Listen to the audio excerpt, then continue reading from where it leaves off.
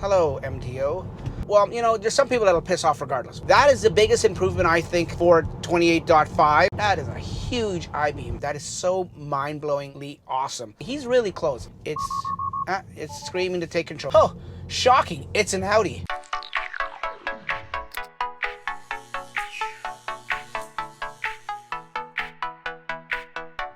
Hey folks, welcome back to the channel. Thanks for watching. My name is Dax. This is Tesla Talks, and this is 2020.28.5. Yeah, folks, the update dropped in mass last night to a lot of Canadians. I think it went out to a lot of people in general, but my Canadian friends, they were getting updates left, right, and center for 28.5. So I was one of the lucky ones that was able to get it too, and I'm coming off 26.9, I believe it was, and 26.9 had some bugs in it, which I'm gonna make a video about and let you. I already made the video. I'm gonna let you guys know about. But let's get back to 28.5 because this is what you're here for. 28.5. First and foremost, the thing I've been waiting for the longest time and most anticipated, and I waited for it. It sounds like I've been waiting a long time, but it hasn't been that long. Was the ability in traffic lights and stop signs to be able to go over the speed limit. I mean, it sounds like a silly, stupid thing, but it's a big difference. I mean, here in Canada, it's 10 kilometers. In the States, it's 5 miles. So that extra 5 miles or 10 kilometers, you wouldn't think it's much, but it makes a big difference, folks. I mean, right now, maximum speed limit here is 70 kilometers. I'm doing 80. Makes a big difference. Hello, MTO. Makes a big difference. Something about just going the exact speed limit. I don't know about where you live, where you're watching this, but here in the GTA, the Greater Toronto Area, you do the speed limit on a city road, just like on a highway. If you do the speed limit on a highway, that's dangerous. I'm not a proponent for speeding by any stretch of the imagination, and I'm not condoning speeding recklessly, but doing the speed limit is just as dangerous in my opinion. All I'm saying is the way our drivers are in the Greater Toronto Area, they can't handle doing the speed limit. There's too many people that are racing and are in a hurry about their busy lives and days and being selfish. Let's call a spade here. They're being selfish, but it is the reality.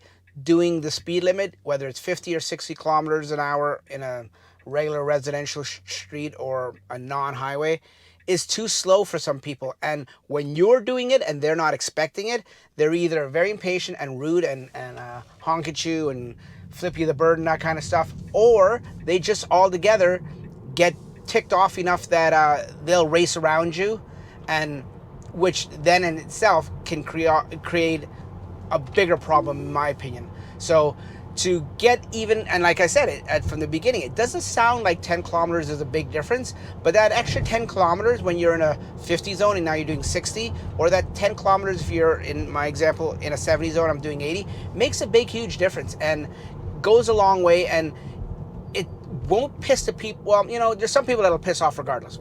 Those people are on their own and nothing you can do about them. But for the most part, it won't piss the vast majority of people off if you're doing exactly the speed limit. See, now it's an 80 zone and it's gone up to 85. I just tap here, it'll go up to 90, and this is perfect. Doing 90 in an 80, I have nothing wrong with that. I don't think that's reckless or speeding or endangering people's lives. Pay attention like you would have to if you're doing 100, if you're doing exactly 80, or even if you're doing 70.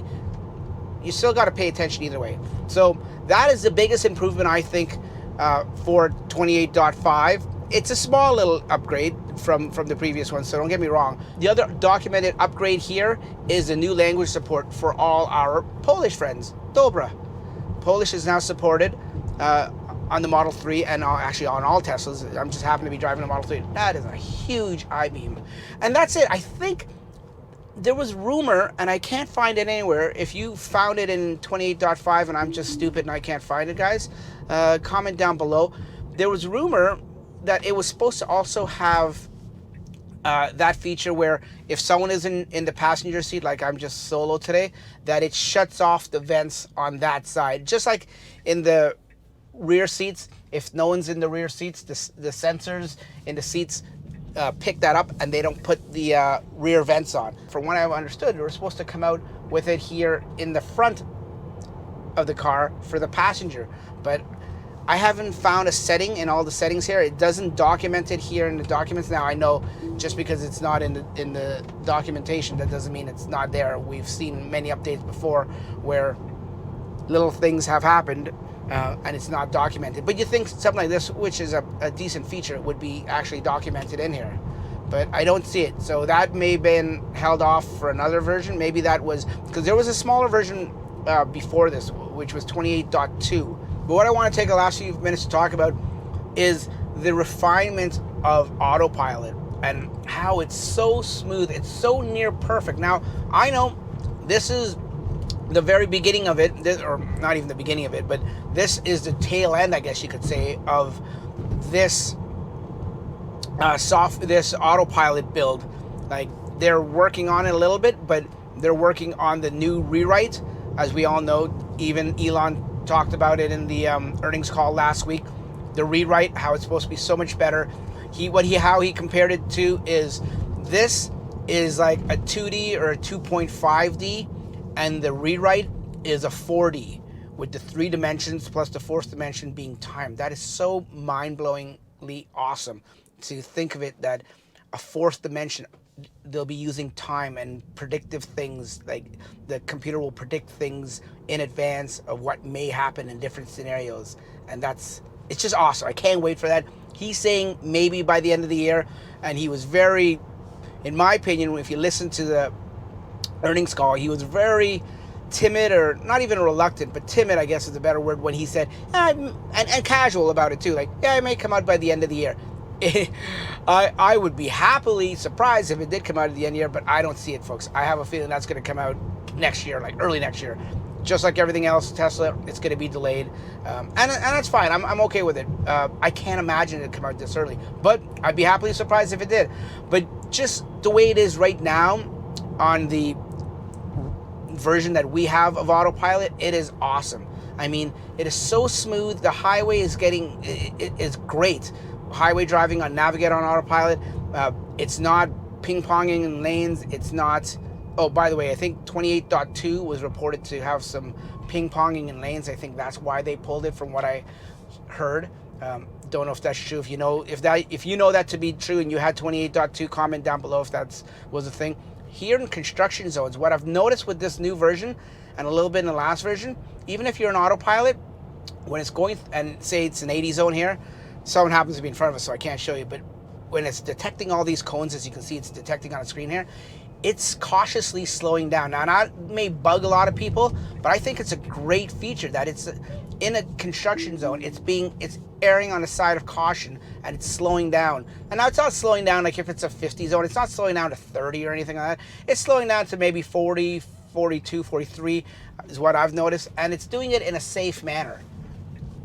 So it's great to see that it's doing that. It's seeing the cones, it's predicting. It's in a construction site or construction zone. It's got to slow down. There may be workers around. What most of us sane, normal, responsible drivers would do anyways in a situation like that. We're in a construction zone. We're going to naturally slow down. Yeah, getting back to those idiots like I was talking about earlier, they're the few idiots that are going to drive recklessly through a construction zone. Nothing you can do about that. Speaking of recklessly, there's a guy right on my butt there. I love the new camera. I just got the camera upgrade because my rear camera had failed. It's such a wide angle camera. You can't tell by looking at that camera there. It looks like that guy's far behind me, but he's about, I'm doing 65. He's about 1 car length, maybe 1.25 car lengths behind me. He's really close. This camera angle doesn't do it justice. He's a lot closer than it looks like there. But I'll keep an eye on him as I talk. So those are the new features, and those are the little refinements that's been happening incrementally in the software updates. They don't even mention, Tesla doesn't even mention, okay, we've tweaked autopilot a little bit, we've done this, they don't even say general improvements. They just do it in the background. They will do just little background tweaks and refreshes and upgrades and just little things to make your driving experience in autopilot better. It's so good now, folks. Like, it's so smooth. Even in regular autopilot for traffic lights and stop signs, coming up to stop signs, coming up to traffic lights. It's a lot smoother than when it first came out. It's detecting them a lot better. We're coming up to another construction site around here with a roundabout. Now, I'm not expecting it to do this roundabout. I know that's supposed to be coming. I'm not expecting it to, but let's see what happens. I will have both hands on the wheel. I'll be fully responsible to take full control because it's a busy, busy roundabout. So I don't want to, and this guy is still on my ass back there. And, oh, shocking, it's an Audi. Anyone that knows me knows my take on Audi drivers. Anyways, that's for a different video. We're coming up to the roundabout. Let's see what happens. It's like I said, there's 3 or 4 cars in front of me, so it's going to stop. It's a very busy roundabout. I don't expect it to do much. It actually wants to stop, so now I've pressed it. The Audi wants to go ahead of me. It's screaming to take control, so it didn't do it. I didn't expect that it would, but I just wanted to, had both hands on the wheel, want to curiously see what it would have done. In a situation like this, I don't know if it'll do it. Yeah, it slowed down a little bit. Back in the day when we had autopilot on city streets and a truck would cross your path just like it is there, it used to slam on the brakes and it would be dangerous. If someone was behind you, like that Audi guy's not behind me anymore, but if people were behind me, it would be dangerous. Now it still slows down. It doesn't slam as hard. It slows down and it picks up a lot better. Before it wouldn't pick up as quickly as it does now. So anyways, that's all I got for you folks. I just wanted to give you a quick little drive through on the autopilot features and the 10 over on the traffic lights and stop signs and the push support in 28.5. If you've noticed anything else that are little changes here or there in 28.5, let me know in the comments below and we'll talk about it away from the video. Thanks for watching. Subscribe. We'll see you on the next one. Bye-bye.